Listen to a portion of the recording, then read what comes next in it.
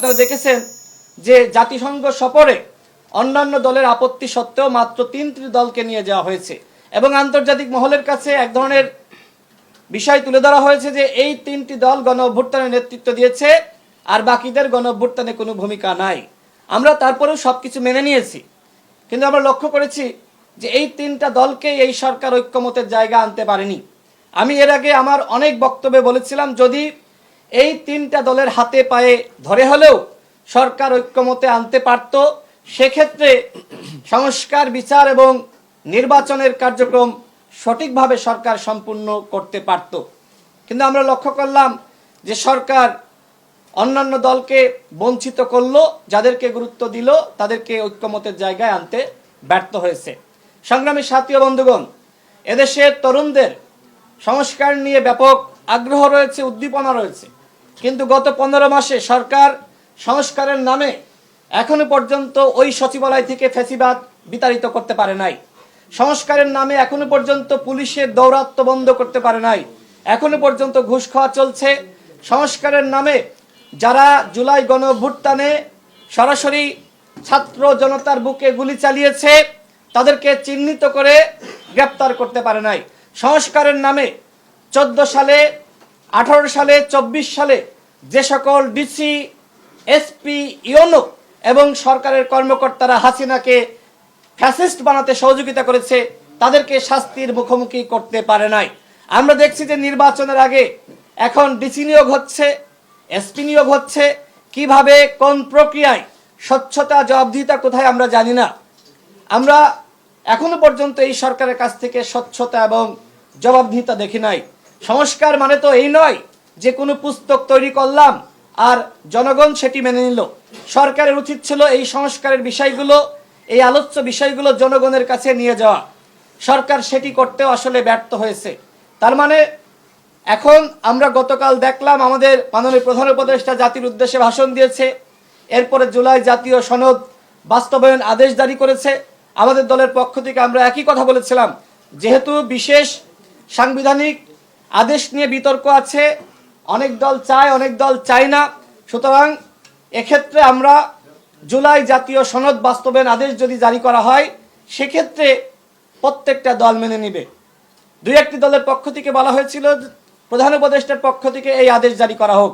আমরা বলেছিলাম যেখানে 8 আগস্ট আপনারা এই রাষ্ট্রপতির হাতে শপথ নিয়েছেন, শপথ নেওয়ার মাধ্যমে নতুনভাবে এই রাষ্ট্রপতির বৈধতা দিয়েছেন, সুতরাং যদি জুলাই জাতীয় সনদ বাস্তবায়ন আদেশ দিতে হয় সেটি রাষ্ট্রপতির মাধ্যমেই দিতে হবে, অন্যথায় পরবর্তীতে হাইকোর্টে আপনার প্রশ্ন তৈরি হতে পারে, সেখানে রিট হতে পারে।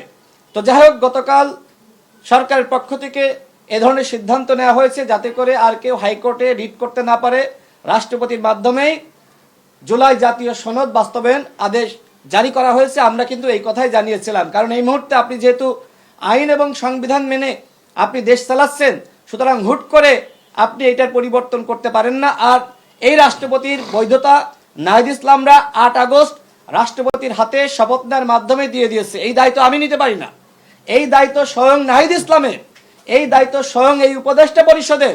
যখন আপনারা শপথ নিলেন তখন মনে ছিল না এই রাষ্ট্রপতি হাসিনার রাষ্ট্রপতি, এই রাষ্ট্রপতি অবৈধ রাষ্ট্রপতি। সুতরাং এই যে রাষ্ট্রপতির বৈধতা, এই বৈধতা নাহিদ ইসলামরা দিয়েছে। সুতরাং বিশেষ সাংবিধানিক আদেশ বলেন আর জুলাই জাতীয় সনদ বাস্তবায়ন আদেশ বলেন, এইটা এই রাষ্ট্রপতির মাধ্যমে হলেই আর কোনো প্রশ্ন থাকে না। সরকারের পক্ষ থেকে সেই সিদ্ধান্ত নেওয়া হয়েছে। দ্বিতীয়ত, আমরা গতকাল দেখেছি মাননীয় প্রধান উপদেষ্টা তিনি জাতির উদ্দেশ্যে ভাষণ দিয়েছেন। তিনি বলেছেন একই দিনে জাতীয় নির্বাচন, একই দিনে গণভোট। যদি গণভোট আজ থেকে 6 মাস বা 9 মাস আগে হতো সেটি ভালো হতো, কিন্তু সরকারের পক্ষ থেকে সেই উদ্যোগ গ্রহণ করা হয়নি। যেহেতু সরকার এইভাবে গণভোটে যাওয়ার সিদ্ধান্ত নিল, আমার প্রশ্ন হলো 6 মাস বা 9 মাস আগে আপনি কেন গণভোটে গেলেন না? তখন তো বিএনপি, গণ অধিকার পরিষদ বা অন্যান্য দলের পক্ষ থেকে এই প্রশ্ন উত্থাপিত হতো না যে নির্বাচনের মাত্র 3 মাস সময় রয়েছে, যেখানে এখনো পর্যন্ত সেনাবাহিনী বলেন, পুলিশ বাহিনী বলেন, অন্যান্য বাহিনী বলেন, নির্বাচনী কর্মকর্তা বলেন, সরকারের আমলারা বলেন, তাদের প্রশিক্ষণের কাজটা শেষ হয়নি। সেখানে কিভাবে এই সরকার ইতিহাসের সবথেকে দুর্বল সরকার, এই সরকার আসলে দুইটি নির্বাচন জাতিকে উপহার দিবে। এই জন্য বাস্তবতার আলোকে আমরা বলেছিলাম যে এই সরকারের আসলে দুইটা নির্বাচন করার ফিটনেস নাই। সুতরাং একই দিনে জুলাই জাতীয় সনদের উপরে গণভোট, একই দিনে জাতীয় নির্বাচন করতে হবে, এটি করার কোনো বিকল্প নাই।